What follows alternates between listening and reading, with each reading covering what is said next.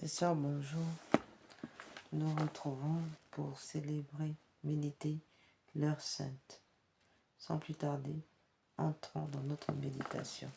Au nom du Père, du Fils et du Saint-Esprit. Amen. Venez, Esprit Saint, venez par le cœur immaculé de Marie, votre épouse bien-aimée.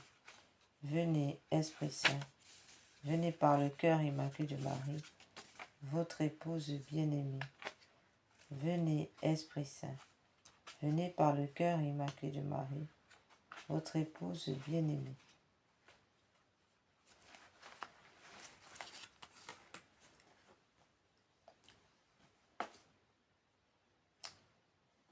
Venez, Esprit Saint, pénétrer le cœur de vos fidèles, qu'ils soient brûlés au feu de votre amour.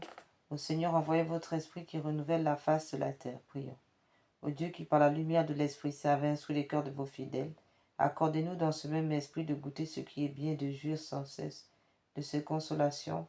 Par Jésus le Christ notre Seigneur. Amen. Seigneur, ouvrez mes lèvres et ma bouche publiera votre louange. Dieu, venez à mon aide. Seigneur, à notre secours.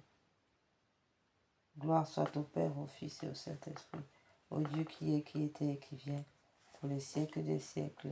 Amen.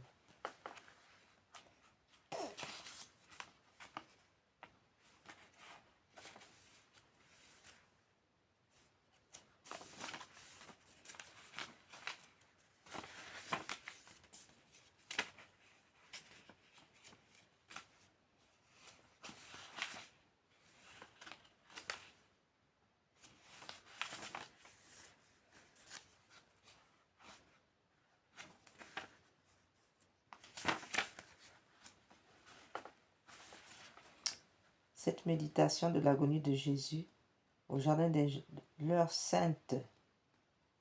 L'heure sainte est une heure de compassion et de réparation. L'heure sainte est cette méditation de l'agonie de Jésus, notre Seigneur, au jardin des Oliviers, que l'on fait ordinairement le jeudi soir, est la réplique de ce que Jésus avait demandé à ses apôtres.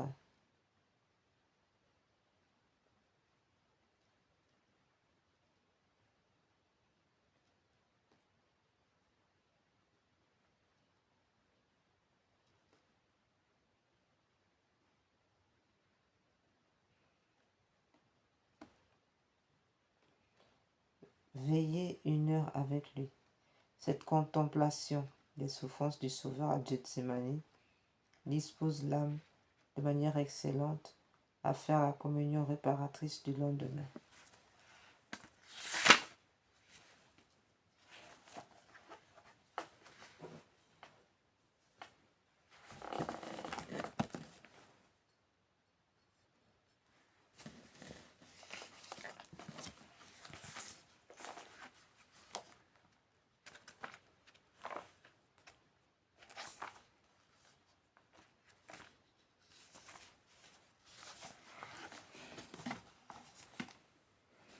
Méditation pour l'heure sainte.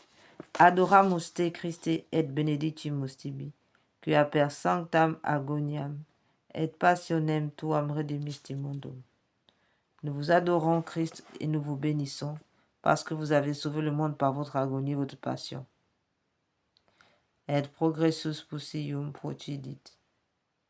In facem suam orans.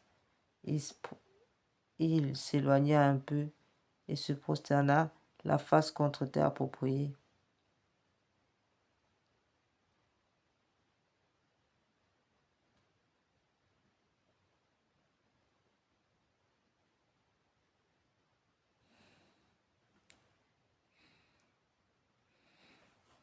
Première agonie de Jésus. Et progressus possium procidit in facem suam orans. Il s'éloigna un peu et se prosterna la face contre terre. Matthieu 26, 39. Le moment est venu où Dieu, le Père, va selon la parole du prophète mettre sur ce Fils les iniquités de nous tous. Le Fils se dévoue volontairement pour nous et le Père consent pour notre salut à poursuivre son propre Fils, à poursuivre son propre Fils. les droits de sa justice. Il aime tant le monde qu'il livre Jésus pour nous sauver. Et non seulement il le livre, mais il le frappe lui-même à cause des iniquités de son peuple. Et il fait plus encore, car pour rendre son sacrifice plus méritoire, il le lui fait accomplir dans l'infirmité de la nature humaine, en lui retirant en quelque sorte sa divinité, pour laisser son âme et son corps aux prises avec les infirmités de la chair.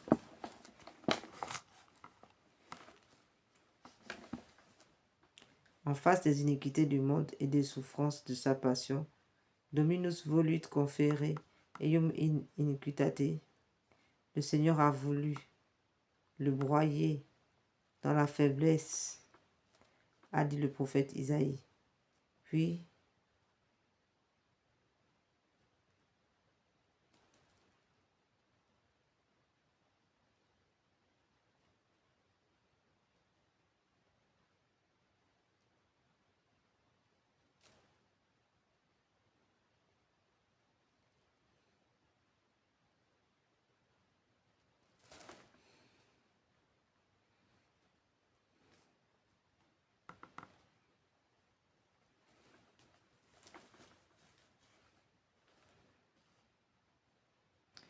il fait plus encore, car pour rendre son sacrifice plus méritoire, il le fait accomplir dans l'infirmité de la nature humaine, en lui retirant en quelque sorte sa divinité pour laisser son âme et son corps aux prises avec les infirmités de la chair, en face des iniquités du monde et des souffrances de sa passion.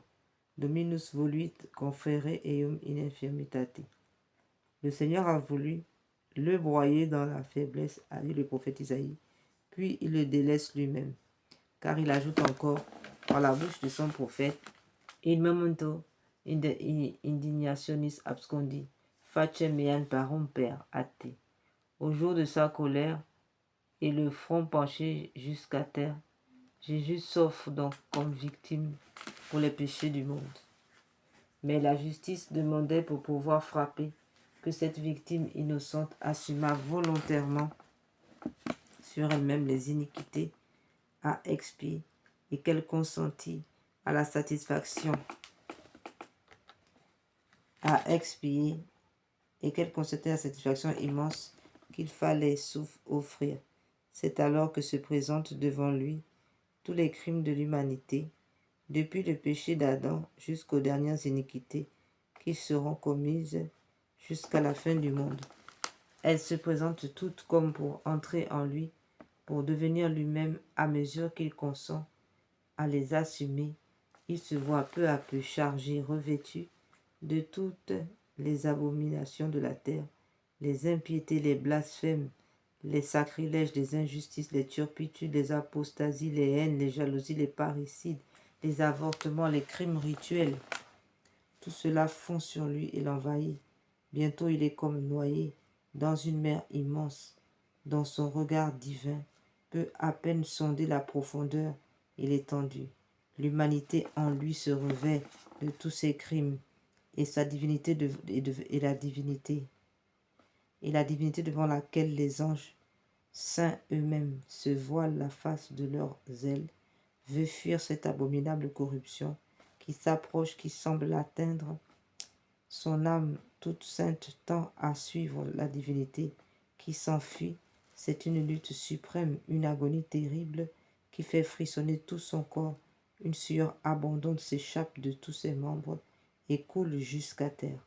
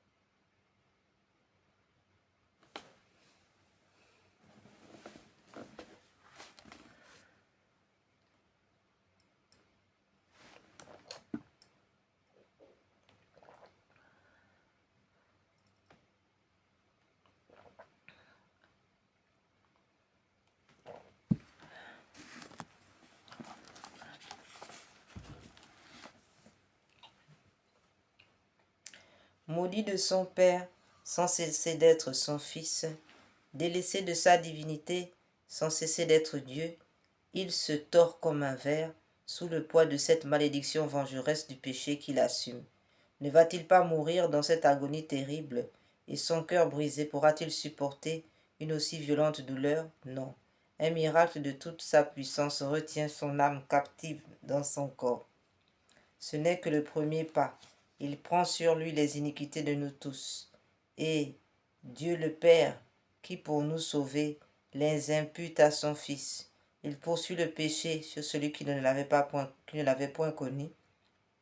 Cependant, après une heure d'accablement, le Sauveur se relève et va vers ses apôtres.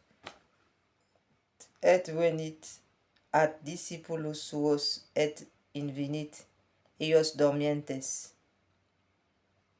Matthieu 26, 40. Il vint auprès de ses disciples et les trouva endormis. Voyons ici notre divin Sauveur, tout accablé de tristesse et d'horreur, défiguré, chancelant et presque incapable de se soutenir. On dirait qu'il va voir s'il trouvera un ami qui écoute le récit de ses douleurs, une âme qui compatisse à ses tristesses. Il cherche un épanchement d'amitié et semble pressé d'aller trouver ce qu'il a appelé non ses serviteurs mais ses amis. Il se hâte vers ses apôtres pour demander consolation et assistance. Son regard se porte vers eux, mais hélas, il se voit bien seul, car ils dorment tous les trois. Il les réveille, ils ont peur de lui, ils ont peine à le reconnaître, tant sa démarche est incertaine, tant sa figure est contractée par la douleur et l'abattement. Il ne savait trouver un mot pour le consoler. Il faut au contraire qu'il les ranime lui-même. Et après leur avoir fait un amical reproche de ceux qui n'ont pu veiller avec lui, il les quitte en leur disant encore: Veillez et priez, afin que vous n'entriez point en tentation, car l'esprit est prompt, mais la chair est faible.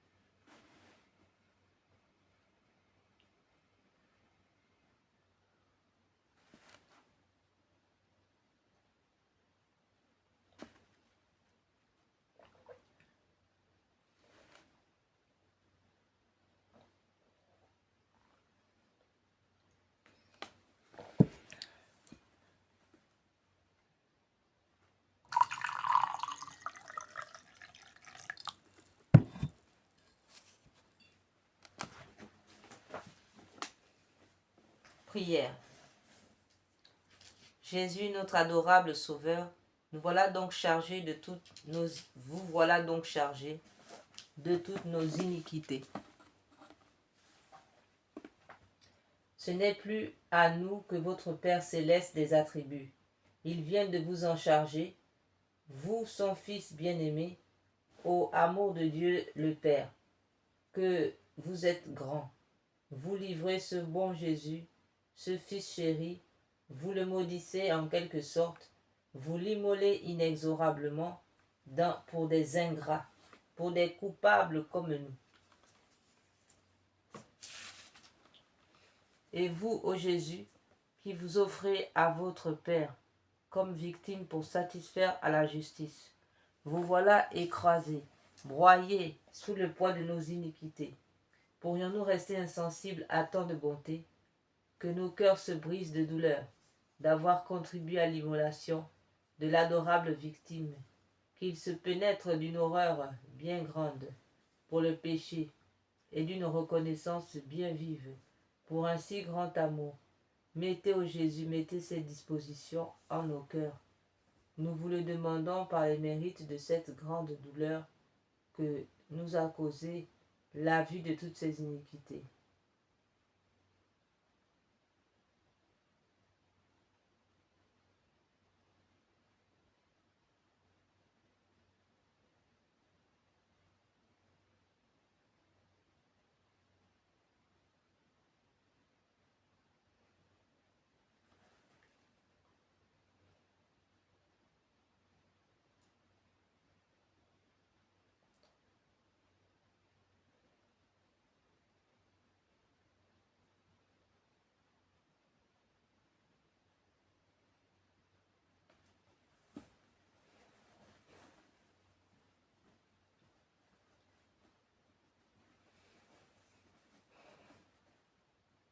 Mettez, ô Seigneur Jésus, mettez des dispositions en nos cœurs. Nous vous le demandons par les mérites de cette grande douleur que vous a causé la vue de toutes nos iniquités. Comme vos apôtres, nous nous sommes endormis. Nous n'avons pas songé à votre délaissement dans le sacrement de votre amour. Pardon au Seigneur Jésus de notre insensibilité. Pardon d'avoir été si infidèles. Donnez-nous de pouvoir désormais veiller, gémir et prier avec vous. D'être fidèles et dévoués, nous vous en supplions, par les mérites de la douleur poignante que vous avez éprouvée en vous voyant délaissés par vos apôtres. Ainsi soit-il. Deuxième agonie. Adoramus te Christe et benedictimus te, qui per sanctam agoniam et passionem, tuam redimisti mundum. Deuxième agonie de notre Seigneur Jésus. Interum secondo habilit et oravit. Il s'en alla de nouveau et pria. Matthieu 26, 42.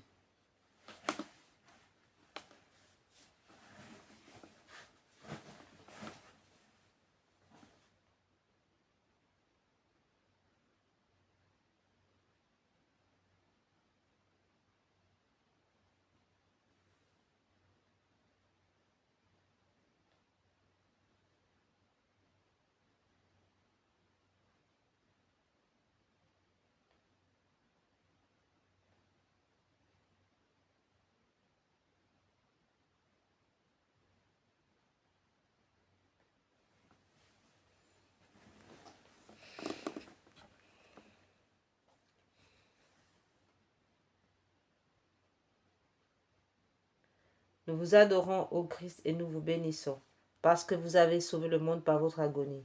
Adoramus te Christe et benedictimus te, qui per sanctam agoniam et passionem tuam redimisti mundum. Deuxième agonie de notre Seigneur Jésus. Interum secondo habit et oravit. Il s'en alla de nouveau et pria. Matthieu 26, 42.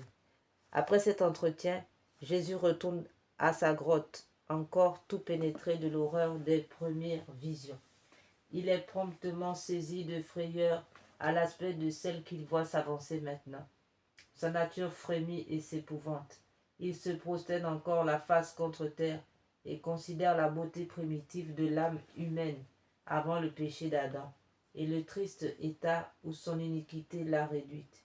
Il voit le tort qu'elle s'est faite à elle-même et l'injure qu'elle a faite à Dieu. Il s'offre pour opérer la réconciliation. Victime pure sans tache, il souffrira tout ce qu'il réclame. Sa justice divine, tout ce que demande le malheur de cette âme souillée.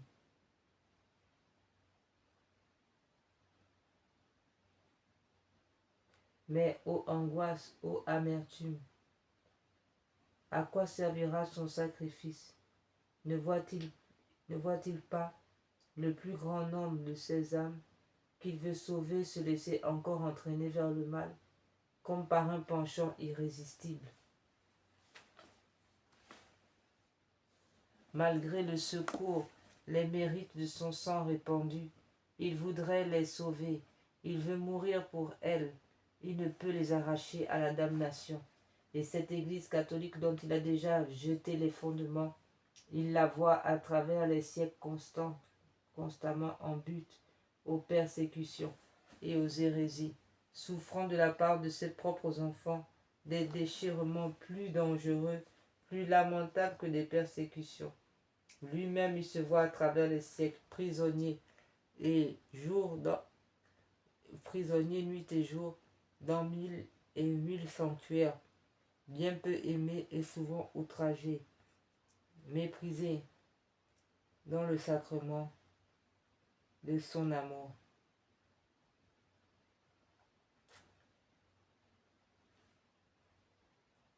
Que d'enfants ingrats qui le méconnaîtront, que de prêtres indignes ou peu pénétrés de la grandeur de ces saints mystères.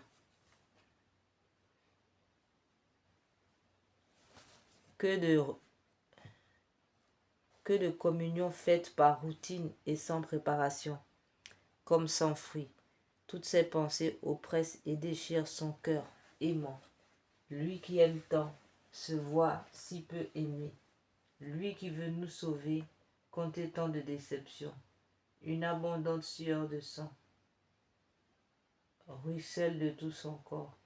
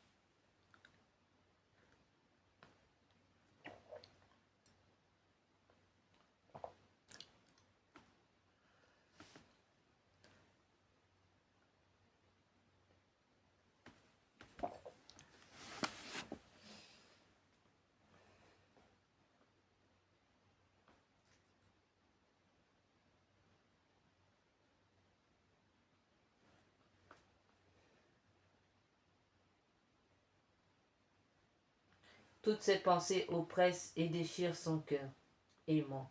Lui qui aime tant se voit si peu aimé. Lui qui veut nous sauver, compter tant de déceptions.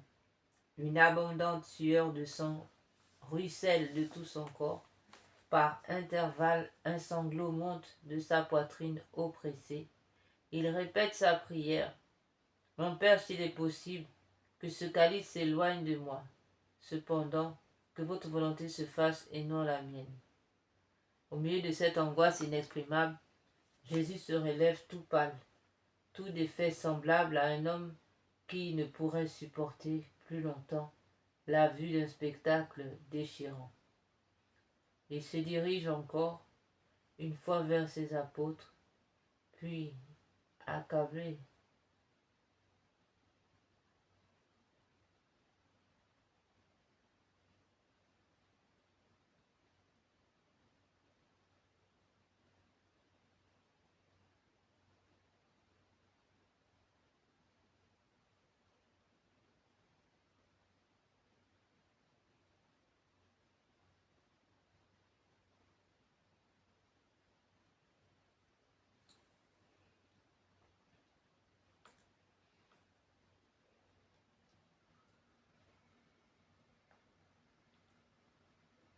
il répète sa prière. Mon Père, s'il est possible, que ce calice s'éloigne de moi, cependant que votre volonté se fasse et non la mienne. Au milieu de cette angoisse inexprimable, Jésus se relève tout pâle, tout défait semblable à un homme qui ne pourrait supporter plus longtemps la vue d'un spectacle déchirant. Il se dirige encore une fois vers ses apôtres qui, accablés par la tristesse, désolés de voir leur maître dans un état si lamentable, cherchent le sommeil pour faire trêve à leur affliction. Les soupirs douloureux de Jésus qui s'approchent attirent leur attention, mais il est si défiguré qu'ils croient voir un fantôme. Ils se lèvent promptement pour le soutenir. Il leur parle alors de la trahison de Judas, des souffrances horribles qu'il doit endurer le lendemain avant de mourir et d'être enseveli.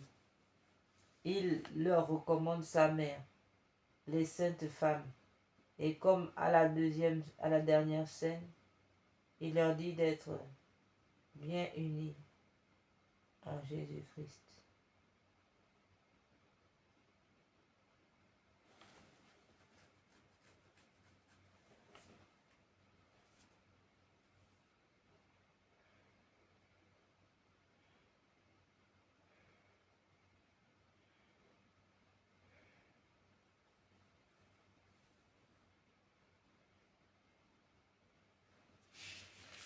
Il leur dit d'être bien unis entre eux. Tout cela a quelque chose de bien triste et de bien solennel à la fois. En un tel lieu, en une pareille heure, avec un tel accent, c'est un père mourant qui donne ses avis, fait ses recommandations dernières à ses enfants. Mais à des enfants qui ne le comprennent pas à cause de leurs troubles. Il était si divinement beau, il y a quelques instants, quelques heures, au banquet eucharistique.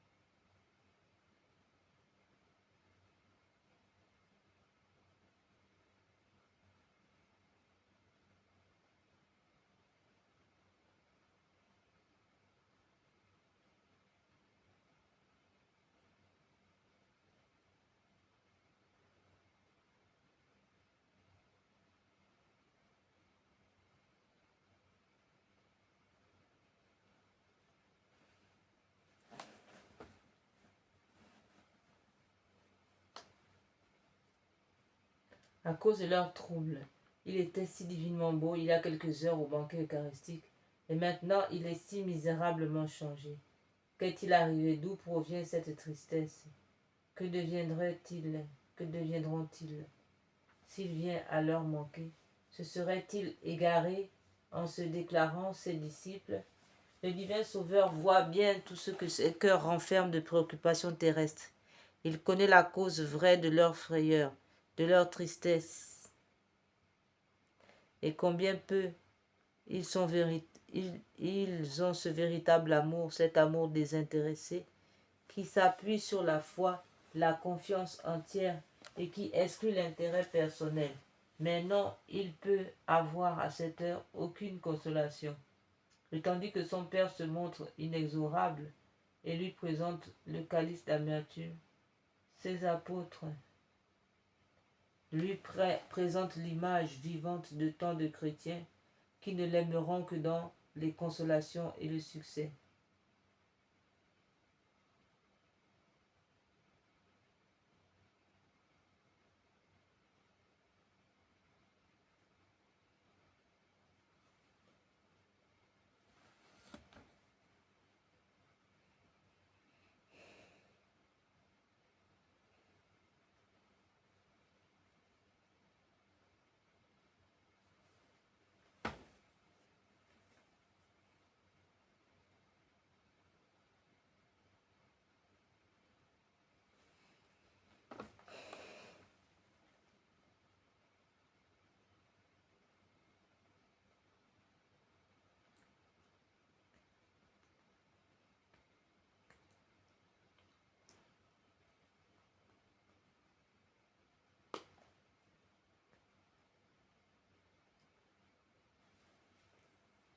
Et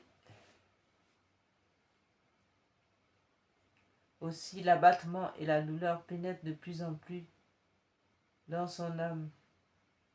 Il veut retourner à sa grotte pour se résigner dans la prière. Mais il est incapable de se soutenir, ses apôtres l'accompagnent et le laissent sans avoir pu lui dire une parole de consolation. L'effroi les gagne de plus en plus et Jésus se met à prier. Prière. Ô Jésus, notre aimable Sauveur, pourrions-nous rester insensibles à cette lutte qui vous a réduit à un tel état d'inexprimable douleur?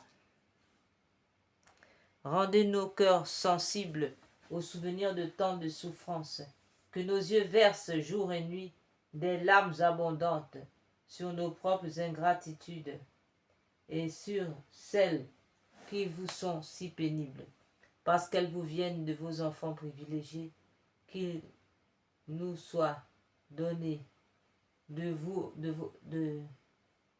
qu'il nous soit donné, malgré notre médiatrice,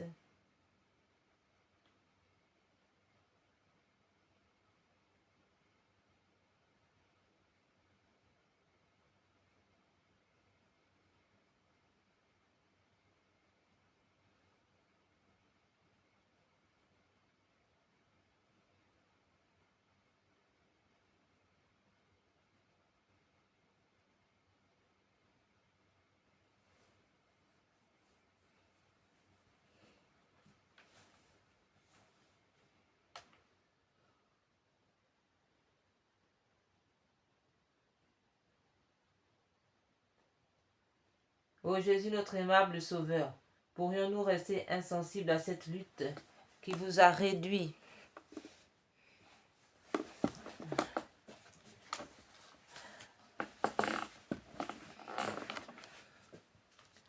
Ô Jésus, notre aimable Sauveur, pourrions-nous rester insensibles à cette lutte qui vous a réduit à un tel état d'inexprimable douleur?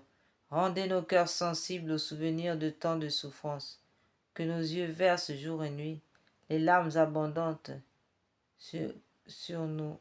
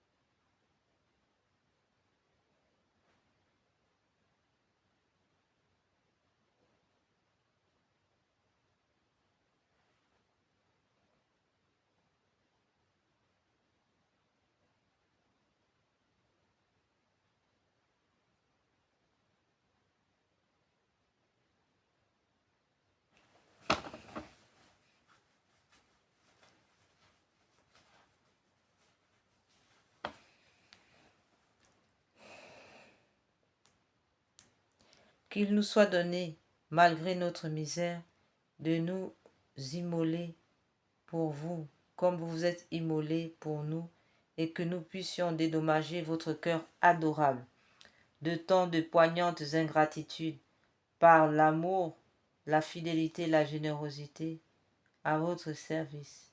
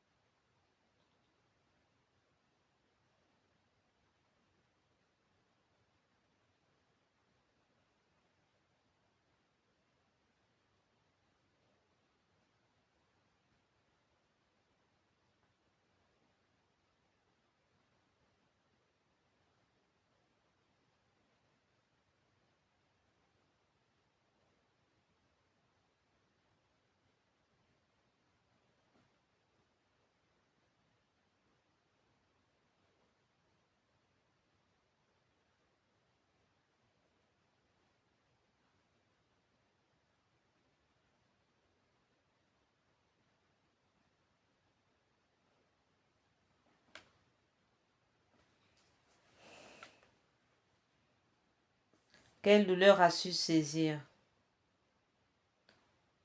votre seconde visite à vos apôtres. Vous voilà encore obligé de vous retirer sans avoir pu recevoir d'eux une parole de consolation, ni leur faire comprendre leur affliction.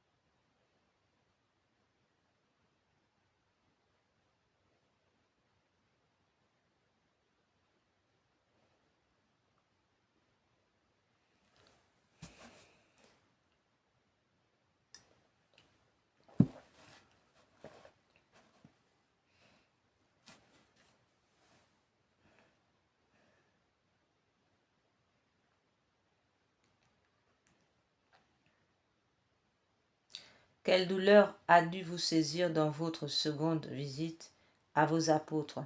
Vous voilà encore obligé de vous retirer sans avoir pu recevoir d'eux une parole de consolation, ni leur faire comprendre votre affliction. Que de fois avons-nous, que de fois aussi n'êtes-vous pas sortis de votre tabernacle pour venir nous dire votre délaissement, vos douleurs et vos tristesses dans la divine Eucharistie.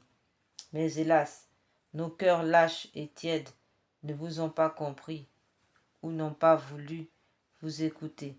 Pardon, oui, pardon d'avoir été sourd à votre voix, mais faites qu'à l'avenir.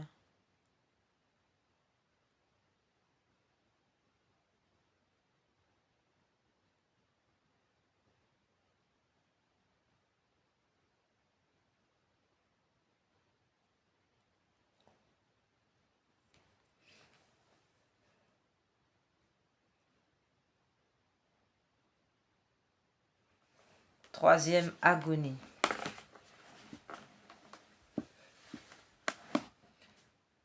Adoramus te Christe et benedictimus te, quia per sanctam agoniam et passionem tuam redimistis mundum. Nous vous adorons, ô Christ, et nous vous bénissons, parce que vous avez sauvé le monde par votre agonie et votre passion. Troisième agonie de Jésus. Et recliis ium iterum habit, et oravit tertio. Les ayant laissés, il s'en alla de nouveau et pria pour la troisième fois. Matthieu 26, 44. L'angoisse et l'affliction grandissent dans le cœur de Jésus. À mesure que le temps avance, tout ce qu'il doit souffrir se présente en ce moment devant ses yeux et sa pensée.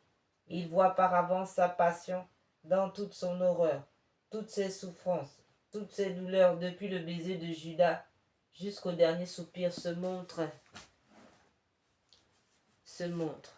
se présente, s'approche comme si elle le saisissait déjà. Il en est effrayé, il frémit, il soupire, il lutte. Une nouvelle sueur de sang couvre son corps et coule jusqu'à terre en larges gouttes. Ah, quelle lutte, quel combat entre sa nature qui fléchit et son amour pour les âmes qui périssent. Mon Père, s'écrie-t-il, s'il est possible, que ce calice s'éloigne de moi.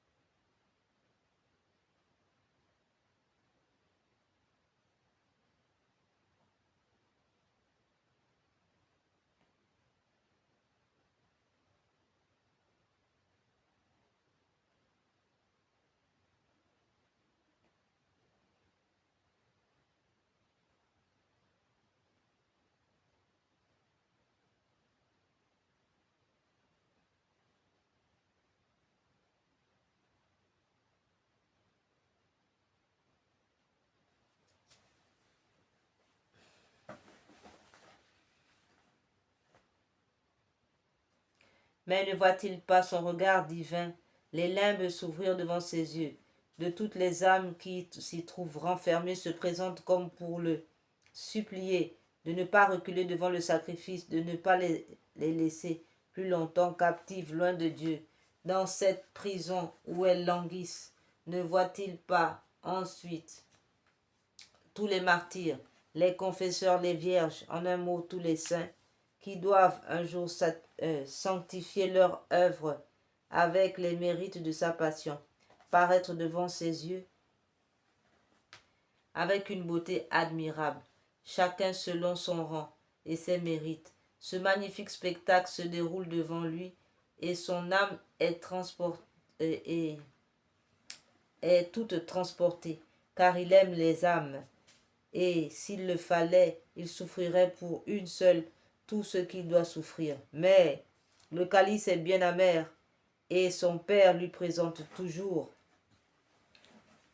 Il faut qu'il accepte pour le boire jusqu'à la lie, sans qu'il en puisse laisser perdre une goutte. Il s'écrie: Mon Père, que votre volonté soit faite et non la mienne. Au même instant, un ange lui apparaît, venant du ciel pour le réconforter. Sa figure aussitôt rayonne et paraît tout illuminée. Qu'est advenue cette sueur de sang qui le couvrait tout à l'heure? Quelle est la cause de ce courage tranquille et serein qui paraît maintenant dans toute sa personne? C'est qu'il a accepté le calice après avoir senti toutes les amertumes, compris par avance toutes les ignominies.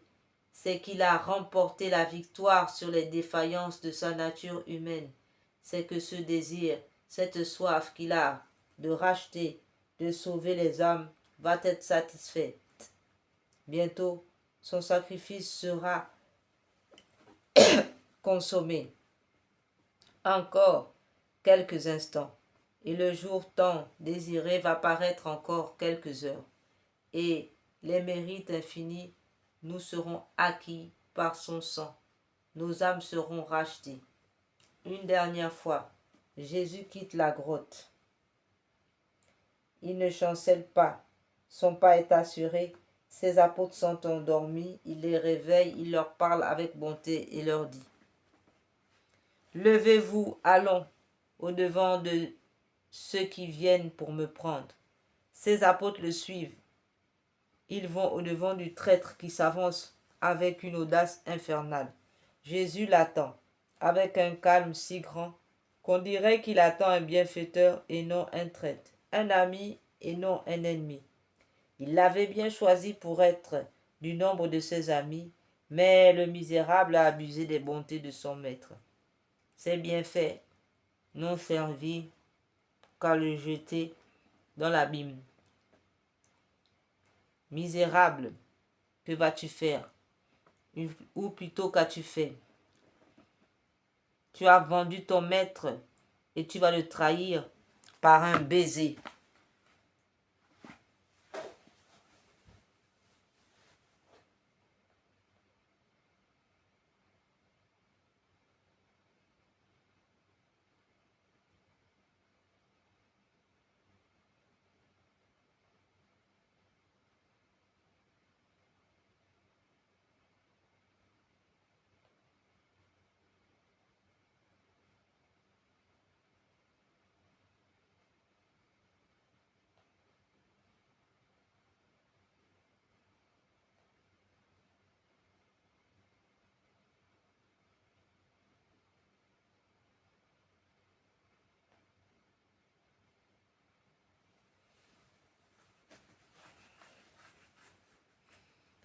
Jésus est debout sur le bord du chemin. En voyant s'avancer le traître et sa troupe, qui cherchez-vous? Leur dit-il. Jésus de Nazareth, c'est moi. À ces mots, les malheureux tombent les visages contre terre. Qui cherchez-vous? Leur dit-il encore. Jésus de Nazareth, c'est moi, je vous l'ai dit. À ce nom qui abat et qui relève, qui condamne et qui sauve, il se relève. Et Judas, le réprouvé, approche de Jésus. Je vous salue, maître, et lui donne un baiser.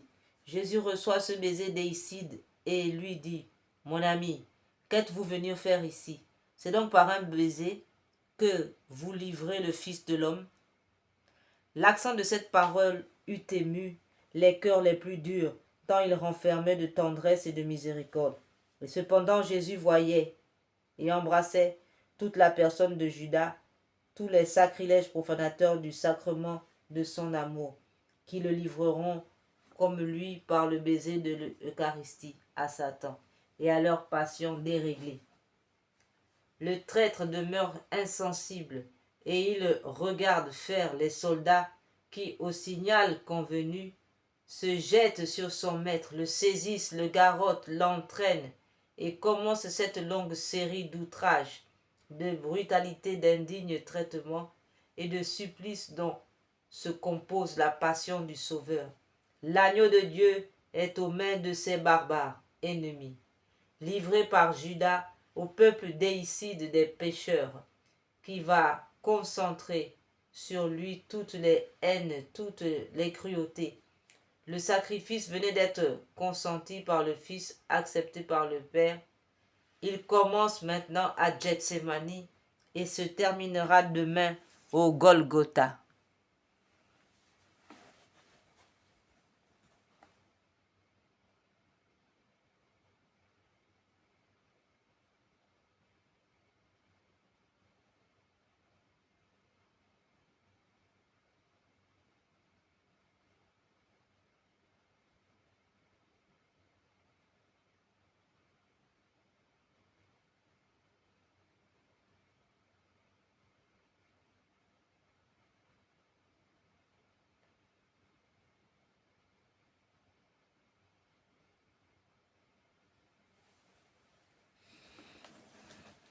Jésus,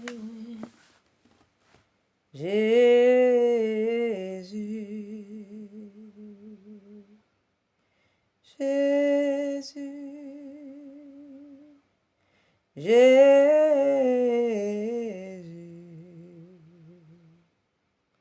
Jésus.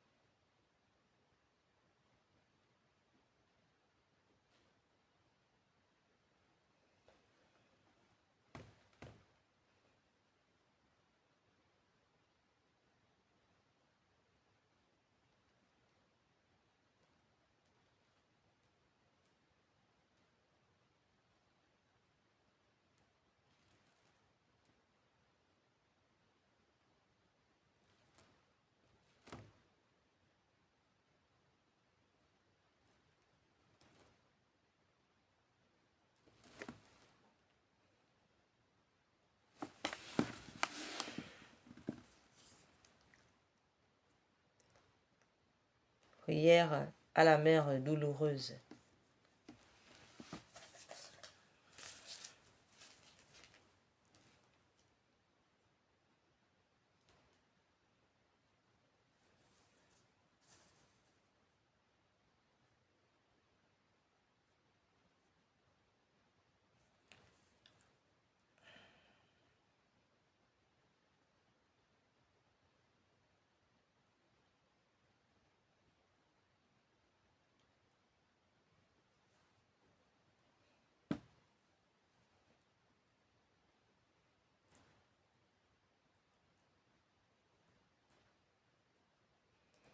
Jean, le premier fils de Notre-Dame des Sept Douleurs. Saint Jean n'est-il pas ce disciple rare, ce saint de l'intimité, de la sainteté, né des souffrances du Christ en croix, uni aux souffrances de sa mère au pied de la croix? Si Saint Jean avait manqué à la croix, à qui se serait adressée la parole du Christ? Voici ta mère, voici ton fils. et les saintes femmes. À la différence des hommes, toutes les femmes qui figurent dans l'histoire de la Passion jouent un rôle admirable d'intelligence et de courage, soutenues par une affection plus indomptable que la mort. Quelques-unes viennent, malgré les insulteurs et les bourreaux, se placer debout au pied de la croix et par cet acte héroïque protester jusqu'à la fin contre l'iniquité des injures. Trois de ces admirables créatures qui avaient suivi le Sauveur dans ses voyages, pourvu à tous ses besoins et reçu son dernier soupir, s'occupèrent avec zèle du soin de sa sépulture. C'étaient Marie-Madeleine, Marie mère de Jacques et Salomé.